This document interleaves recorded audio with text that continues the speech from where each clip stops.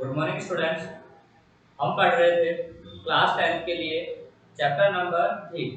Chapter number 3 में हम पढ़ रहे हैं एक्सरसाइज 3.3।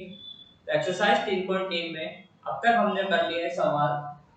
सेकंड सवाल जो है वो कर रहे थे, तो दूसरे सवाल में हम अब पढ़ेंगे क्वेश्चन नंबर 10। सेकंड का 10th क्वेश्चन है, मतलब दूसरे सवाल का जो 10वां सवाल है वो सवाल बता रहा हूँ मैं आपको। तो देखिए, एक सवाल इसमें जो दिया गया है, ये दिया गया है इसमें कि A B X square plus B square minus A C X minus B C बराबर 0। ठीक है, ये सवाल दिया गया है। इस सवाल में आपको करना क्या है कि गुणनखंड विधि द्वारा इसको सॉल्व करना है। तो गुणनखंड विधि से इसे सॉल्व करने के लिए आप क्या करते हो, तो देखिए हमारे पास है एक, इसकी पहली संख्या जो एक्स स्क्वायर है, इसका जो पहली संख्या ये इसका गुणांक है वो क्या है, ए बी। ए बी को आप गुणा करते हो तीसरी संख्या से, बी सी से। तो पहली संख्या है ए बी, इस पहली संख्या को हम गुणा करते हैं तीसरी संख्या से, तो बी सी से। तो देखिए गुणा कीजिए रफ में, तो ए बी, इसको गुणा करेंगे हम बी सी से। ठीक है, ए बी को हम गुणा करेंगे बी सी से, तो क्या आ जाएगा, ए बी स्क्वायर सी। देखो ए बी को बी से गुणा किया, बी स्क्वायर और सी, तो इन दोनों को गुणा करने पर क्या आ गया हमारे पास, ए बी स्क्वायर सी। अब हमारे पास जो ए बी स्क्वायर सी आया, इसके टुकड़े ऐसे करने हैं कि जोड़ने या घटाने पर बीच वाली संख्या आ जाए। तो देखो आप यहां से इजीली देख सकते हो कि इसको गुणा करने पर आया हमारे पास ए बी स्क्वायर सी। तो ए बी स्क्वायर सी जो आया, और फिर मैं सेकंड वाली संख्या को देखता हूं, तो क्या लिखा है कि बी स्क्वायर माइनस ए सी। क्या लिखा है कि इस बी स्क्वायर में से अगर ए और सी को गुणा करके घटा दिया जाए तो क्या आ जाएगा, बीच वाली संख्या आ जाएगी। क्या लिखा है देखो, B square minus A C. B square को देखो, अगर इस पूरी संख्या के मैं टुकड़े करूं तो क्या हो जाएगा, बी स्क्वायर। देखो बी स्क्वायर को अलग से लिख लिया, फिर अगर इस बी स्क्वायर में से मैं घटा देता हूं ए गुणा सी को, तो क्या बीच वाली संख्या नहीं आ जाएगी। आगे बीच वाली संख्या देखो, हमने क्या किया, इस पहली संख्या को तीसरी वाली संख्या से गुणा किया, गुणा करने पर आ गया हमारे पास ए बी स्क्वायर सी। गुणा करने पर जो आया उसको, संख्या को हमें इस तरीके से तोड़ना था, उसके टुकड़े हमें इस तरीके से करने थे कि या तो जोड़े या इसको घटाए। जोड़ने या घटाने पर हमारे पास क्या आना चाहिए, दूसरी वाली संख्या। तो देखो यहाँ पे दूसरी वाली संख्या, सेकंड संख्या क्या लिखी हुई है, बी स्क्वायर माइनस ए सी। तो b, अगर इस पूरी संख्या को देखिए ए बी स्क्वायर सी में से, अगर इस b स्क्वायर में से a और c को गुणा करके मैं घटा दूं तो बीच वाली संख्या आ जाएगी, आ जाएगी। तो हो गया हमारे पास गुणनखंड। तो देखो वैसे यहाँ सवाल से भी कर सकते थे, हमें ये करने की भी जरूरत नहीं पड़ती, लेकिन देखो दोनों तरीके से मैंने दोनों तरीके से बता रहा हूँ। यहाँ से आपको समझ में आ गया कि बी स्क्वायर माइनस ए सी मैंने कैसे लिखा, क्योंकि हमें चाहिए थी सेकंड वाली संख्या। सेकंड वाली संख्या बी स्क्वायर माइनस ए सी चाहिए थी। तो बी स्क्वायर माइनस ए सी कब आएगा, जब इस संख्या को जो गुणा करने पर आई, इसमें से बी स्क्वायर को मैं घटा दूं ए और सी से, बी स्क्वायर को घटा दूं ए और सी से, तो सेकंड वाली संख्या आ गई। ठीक है, अब देखो दूसरा तरीका जिससे हमें ये इस साइड जो हमने रफ में किया, ये करने की ही जरूरत नहीं पड़ती। तो देखो इसको ऐसे कैसे लिख लो कि A B X square plus, क्या कर दो, अब देखो ये जो x है इसको दोनों से गुणा कर दो, क्योंकि क्या है x है और ये ब्रैकेट लग रहा है, इसका मतलब ये वाला जो x है इनसे अंदर गुणा हो सकता है। क्यों हो सकता है? तो देखो यहाँ पे इस ब्रैकेट और x के बीच में कोई भी चिन्ह नहीं है, इसका मतलब यहाँ पर क्या है गुणा है। इसका मतलब यहाँ क्या है गुणा का चिन्ह है। तो x को अंदर गुणा कर दीजिए। x को आपने b स्क्वायर से गुणा किया तो हम लिख देंगे b square x minus minus का x को आप ac से गुणा करेंगे तो ac x माइनस ये bc लिखा हुआ है हमारे पास तो bc बराबर 0। आया समझ में? मैंने कुछ नहीं करा, केवल x को इन दोनों से अंदर गुणा किया है। ठीक है, इसके बाद देखो हमारे पास चार संख्याएं बन गई, चार बन गई तो कॉमन ले लो। कॉमन लेने के लिए हम बनाते हैं जोड़े, दो दो संख्याओं के जोड़े बनाते हैं। ठीक है, अब देखिए इस a b x स्क्वायर और इधर से है b स्क्वायर x, इसमें से क्या क्या कॉमन आ रहा है वो देखो। कॉमन कैसे देखेंगे? इधर a है इधर a नहीं है तो a तो कॉमन नहीं आएगा। कॉमन कौन सी संख्या आती है? जो दोनों में होगी, दोनों में होना चाहिए। तो इधर a है इधर a नहीं है तो a हम कॉमन नहीं लेंगे। उसके बाद b पर आते हैं, यहाँ b है और इधर b स्क्वायर है तो मतलब इधर b है इधर भी है और इधर भी है, एक तो कॉमन आ जाएगा b। फिर इसके बाद यहाँ x स्क्वायर है और इधर x है तो दोनों में x दिख रहा है तो x कॉमन ले लिया। अब क्या बचा? जो जो लिख दो जो बच चुका है हमारे पास। तो यहाँ से बच रहा है देखो a b और x में से देखो b हट गया और एक x हट गया तो क्या बचा a और इधर से x स्क्वायर है तो a और x रह गया प्लस। ठीक है, यहां से देखो b तो b रह गया, b स्क्वायर है और इधर हमने b कॉमन लिया है तो b बचा। x है इधर देखो यहाँ x है और यहाँ x है, दोनों में से x कॉमन लिया तो केवल x तो बाहर आ गया, क्या बचा केवल b बचा है तो b हमने लिख दिया ब्रैकेट बंद। इसके बाद माइनस है तो माइनस। अब इन दोनों में से क्या कॉमन आ रहा है? a है देखो इधर इधर a नहीं है तो a कॉमन नहीं आएगा। इधर c है और इसमें भी c है। ठीक है, इसमें c है और इसमें c है, जो संख्या दोनों में होगी वो कॉमन, तो c दोनों में से कॉमन। ठीक है, यहाँ पे x है और इस वाले में x नहीं है तो x तो कॉमन नहीं आएगा, तो केवल क्या कॉमन आ जाएगा दोनों में से? c। ब्रैकेट लगाया, क्या बचा? a बचा, देखो c तो हमने बाहर ले लिया, क्या क्या बचा वो लिख दो, a और x बच गया। ठीक है, अब इसके बाद देखो अगर आप माइनस कॉमन लेते हो चिन्ह बाहर तो अंदर वाला चिन्ह बदल जाता है। यहाँ पे माइनस सी लिया है और यहाँ भी माइनस है तो माइनस माइनस प्लस बन जाएगा। ठीक है, फिर सी कॉमन ले रखा है, क्या बचा? बी बराबर 0। ठीक है, तो देखो दोनों ब्रैकेट एक जैसे आ गए, ax प्लस b और दूसरा ब्रैकेट भी ax प्लस b बराबर 0। ठीक है, अब हम क्या करते हैं, एक ब्रैकेट को बाहर तो ax प्लस b को बाहर, फिर जो बच गया उसे लिख लो। तो यहां से बचा bx और इधर से बचा माइनस का c। अब इसके बाद हम क्या करते हैं, इसके बाद हम एक बार तो इसको बराबर के 0 तो ax प्लस b बराबर 0 और एक साइड हम करेंगे bx माइनस c बराबर 0, यही करते हैं।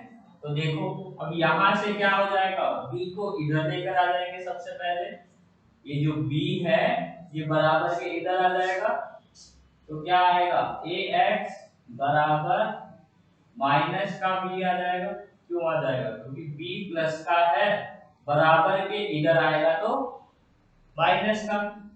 यहाँ क्या बचा एक्स, एक्स बराबर माइनस बी बटे, देखो a और x आपस में गुणा है, हमें केवल x चाहिए था, e को इधर लेकर आ जाओ, तो गुणा वाली चिन्ह संख्या को बराबर के इधर लाते हो तो बटे में चला जाता है। तो x का मान क्या आ गया, माइनस का b बटे a। ठीक है, ऐसे ही इधर वाले में करोगे आप, तो देखो bx को इधर, c को बराबर के इधर लाओगे तो माइनस का c है, बराबर के इधर आएगा तो प्लस का c। ठीक है, फिर x चाहिए केवल, तो x बराबर c बटे b, क्योंकि b गुणा में है, बराबर के इधर आया तो बटे में चला जाएगा, तो x बराबर c बटे b, और इधर x बराबर माइनस का b बटे a। आ गया समझ में? ठीक है, तो ये सवाल कंप्लीट, दूसरे का जो 10वां सवाल है, जल्दी से उतारिए सभी, फिर आगे करते हैं अगला सवाल।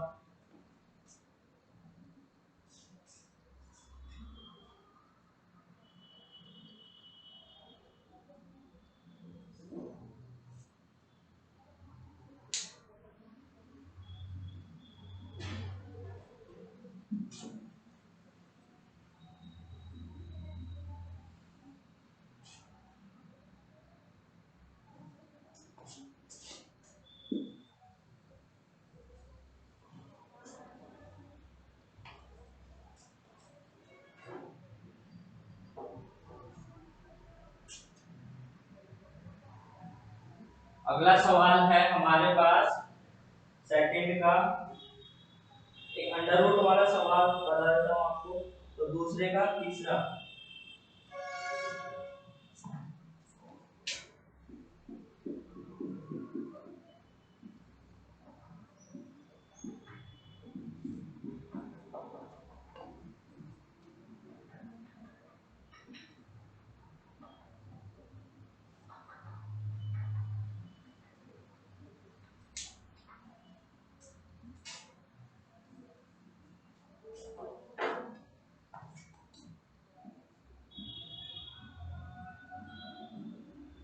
शायद यही है, चेक कर लेते हैं। Under root 3x square plus 10x plus 7 under root 3 बराबर 0। ठीक है, अब तक उतार लिया होगा आपने ये सवाल। अब देखिए आगे,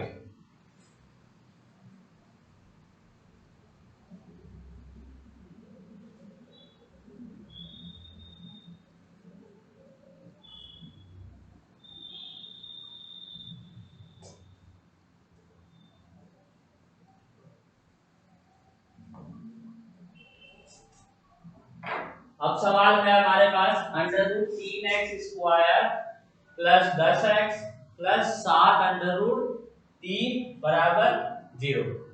तो वही हमें क्या करना है, द्विघात बहुपद है, बहुपद समीकरण, हम इसको सॉल्व करेंगे गुणनखंड विधि से।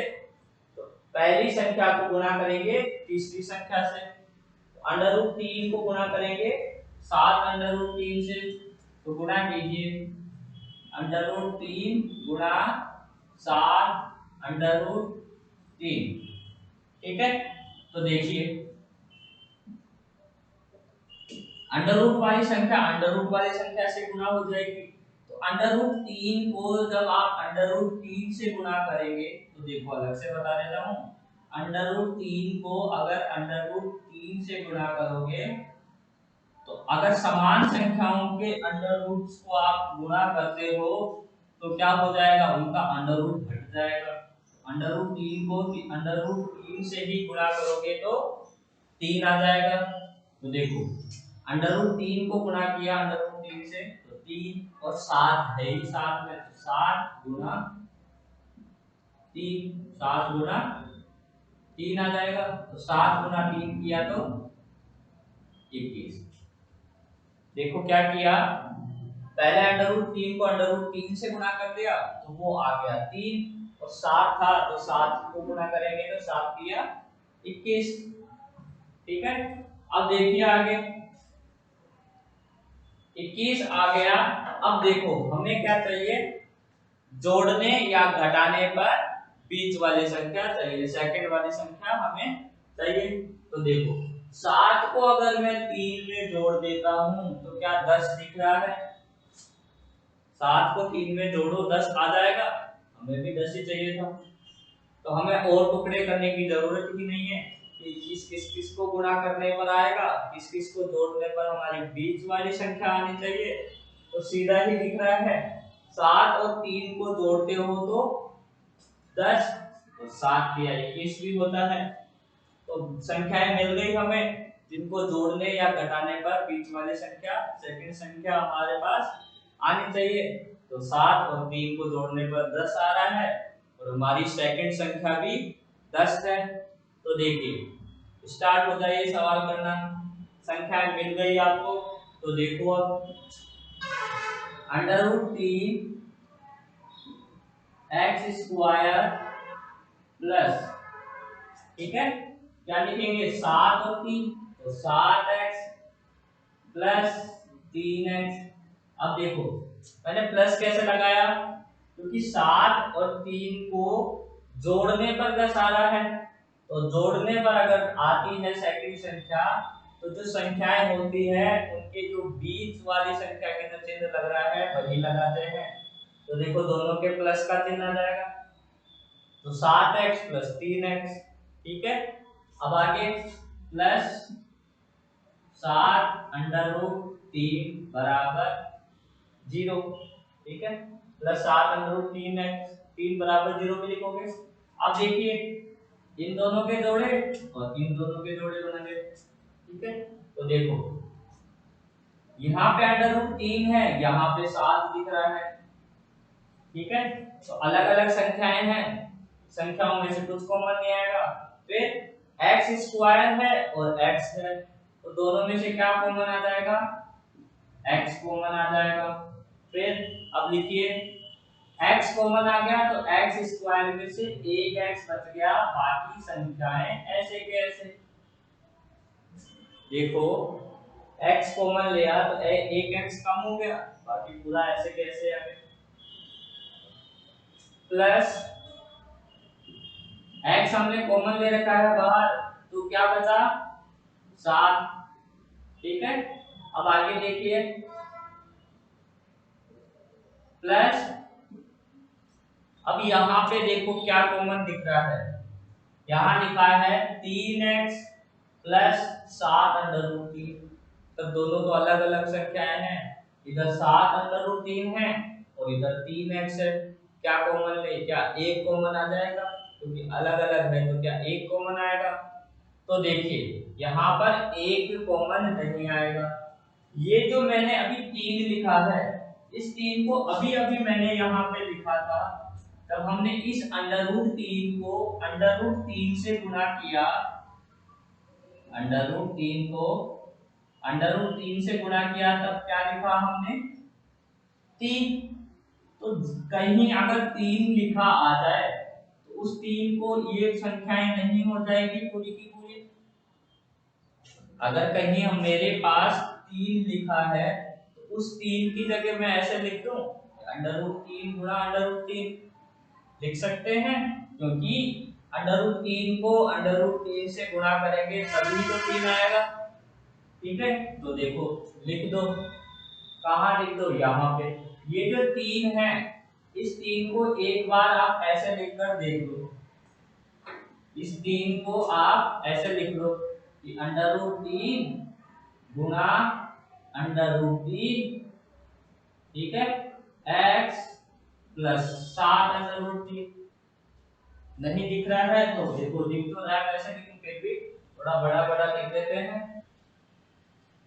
तो देखो क्या लिख रहा हूँ, जो 3x लिख रहा था उसको मैंने लिखा √3 गुणा √3 x प्लस 7√3 बराबर 0। अब हम कॉमन लेंगे इसमें से।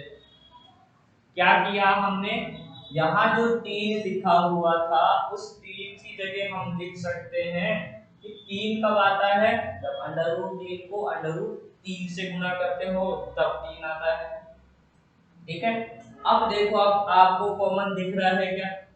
अब हमें कॉमन दिख रहा है सर, अंडर रूट 3 इधर है और एक अंडर रूट 3 इधर है, तो क्या अंडर रूट 3 कॉमन ले लो।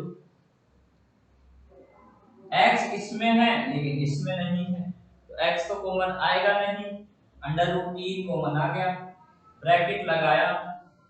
हमने अंडर रूट 3 बाहर ले लिया, तो क्या एक अंडर रूट 3 बच रहा है?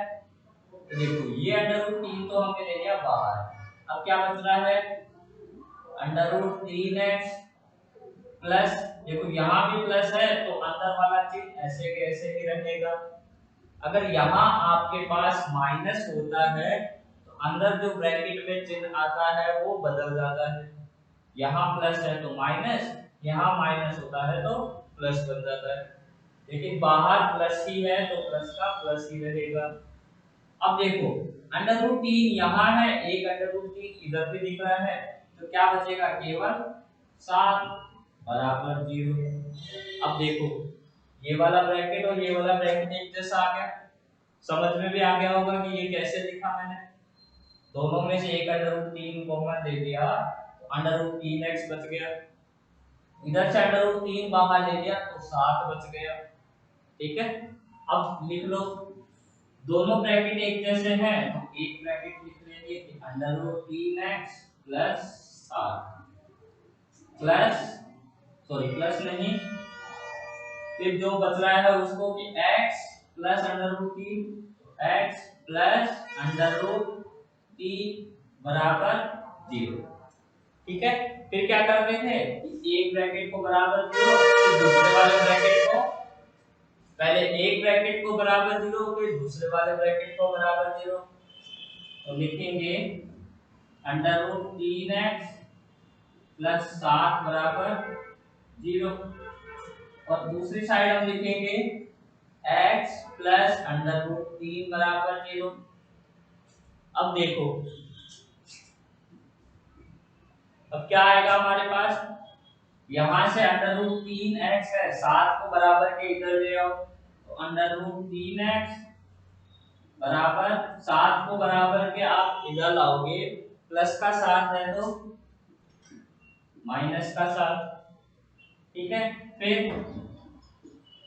x चाहिए आपको केवल, तो x बराबर माइनस का 7 बटे अंडर रूट 3, तो x का एक मान तो ये आ गया। दूसरे मान के लिए x बराबर अंडर रूट 3 को बराबर के इधर लाओगे तो माइनस का अंडर रूट 3, x बराबर एक मान आ गया हमारे पास माइनस अंडर रूट 3, और एक आ गया माइनस का 7 बटे अंडर रूट 3। ठीक है, तो आपकी मेरे अकॉर्डिंग एक्सरसाइज 3.3 कंप्लीट हो चुकी है।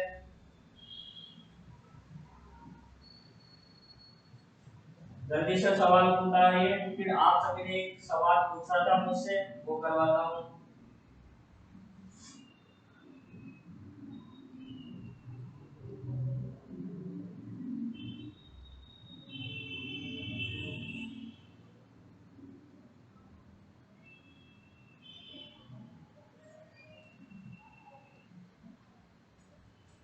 जल्दी उतारिए सभी से। फिर आप सभी ने मुझसे पूछा था एक्सरसाइज 3.1 का क्वेश्चन नंबर 3, वो मैं मेरे से रह गया था वो सवाल आपको बताना, अभी आपने पूछा तो वो बता रहे थे, वो अच्छा सवाल है, वैसे सवाल एग्जाम में पूछे जा सकते हैं।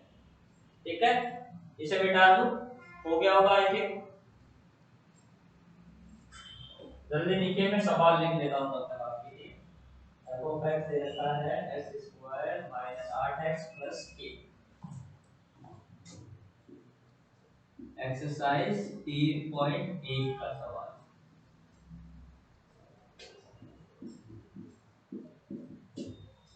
f ऑफ x दे रखा है x स्क्वायर माइनस का 8x plus k, x square minus का 8x प्लस के और दे रखा है शून्यकों के वर्गों का योग 40 है।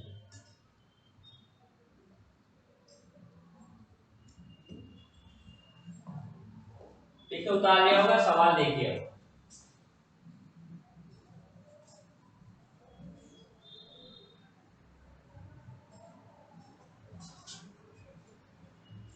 तो हमें सवाल दे रखा है एक एफ ऑफ एक्स है बहुपद। ये एक्सरसाइज 3.1 का सवाल पूछा था आपने मुझसे, क्वेश्चन नंबर 3 बता दीजिए सर, वो रह गया था। तो देखिए एफ ऑफ एक्स बराबर एक्स स्क्वायर माइनस का 8x प्लस के। ठीक है, इस सवाल में आपको दिया है कि इस बहुपद के, ये जो बहुपद है, इस बहुपद के शून्यकों का शून्य है, इसको वापस बोल देता हूँ, इस बहुपद के शून्यकों के वर्गों का योग 40 है। क्या दे रखा है कि जो शून्यक है, जो हमारे पास शून्यक है, उन शून्यकों का अगर मैं वर्ग कर दूं, उन शून्यकों का क्या कर दूं, वर्ग कर दूं और फिर वर्गों का योग कर दूं। वर्ग निकालने के बाद इन वर्गों का मैं योग करूं तो वो योग कितना आता है, 40। तो आपको क्या करना है, के का मान ज्ञात करना है। के जो है उसका मान ज्ञात करना है। ये जो के दिख रहा है सवाल में, इस के का मान क्या आएगा। तो देखिए सबसे पहले हम क्या करें, यहां से इस सवाल में से निकालें कि हम निकाल सकते हैं 3.1 में हमने सीखा था कि शून्यकों का योग क्या होगा। शून्यकों का योग निकाल सकते हो आप सभी। ठीक है, शून्यकों का योग। तो मैंने सबसे पहले ऐसा कर लेते हैं, चलो ठीक है, थोड़ा सा इसको और इजी करते हैं। सबसे पहले मान लेते हैं कि माना इस बहुपद के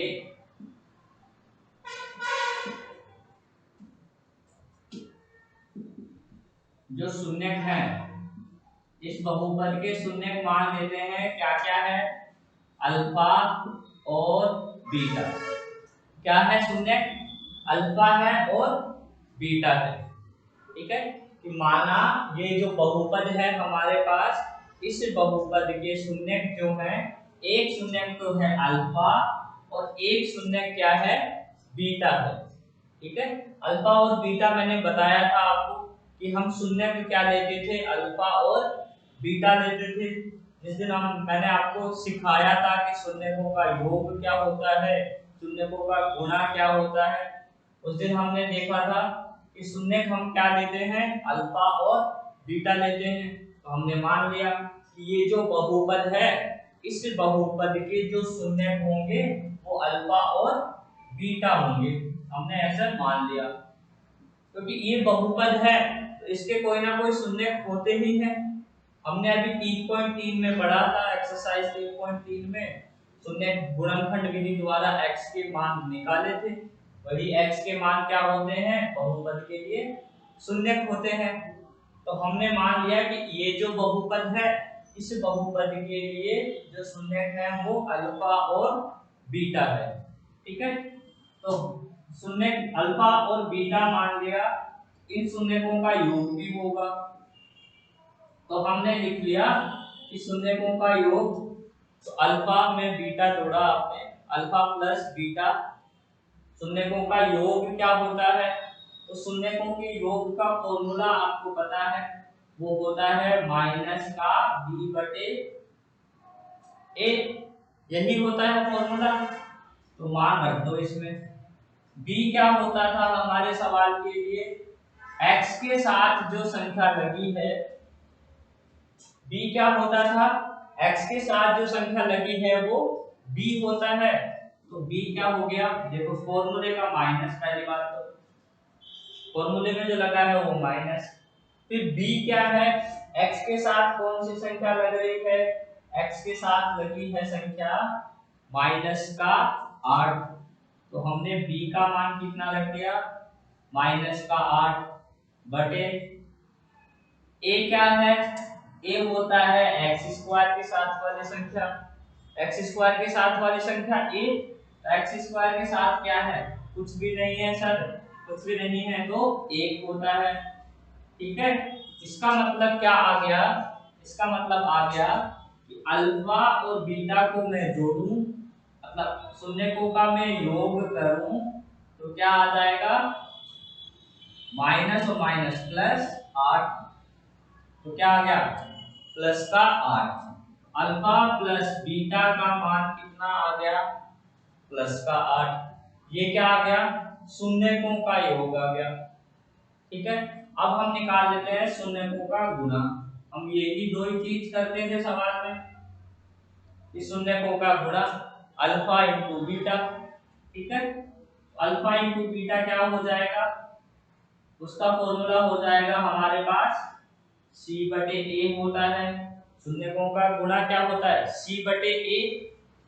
c का मान देखो, c क्या है, c होता था जो लास्ट वाली तीसरी संख्या है वो, तो यहाँ पे c क्या है, k है, तो c बराबर है k बटे a क्या है, a x स्क्वायर के साथ वाली संख्या, तो वो कितनी है, 1 है। ठीक है, इसका मतलब क्या हो गया कि दो शून्य अल्फा और बीटा है, उनका गुणा कितना हो जाएगा, कि यहां तक समझ में आया या नहीं, ये बताइए सभी। पहले हमने सबसे पहले किया, दो शून्य मान लिए कि एक शून्य अल्फा है और एक शून्य बीटा है, तो उन शून्यकों का योग, इसका मतलब अल्फा में हमने बीटा को जोड़ा, तो वो आ गया हमारे पास इस फॉर्मूले से, माइनस के b बटे a से 8। ठीक है, अल्फा प्लस बीटा का मान आ गया 8। फिर हमने निकाला शून्यकों का गुणा, मतलब अल्फा गुणा बीटा। अल्फा गुणा बीटा क्या हो गया, कि हमने निकाल लिया इस फॉर्मूले से c बटे a से, अल्फा गुणा बीटा आ गया k। यहां तक किसी को कोई प्रॉब्लम नहीं है। ठीक है, इसके बाद देखिए, इसके बाद आपको दिया है कि सवाल में देखो कि शून्य होंगे, उन शून्यकों का आप वर्ग करो, शून्य जो है उन शून्यकों का वर्ग करो, और वर्ग करने के बाद उनका योग करो।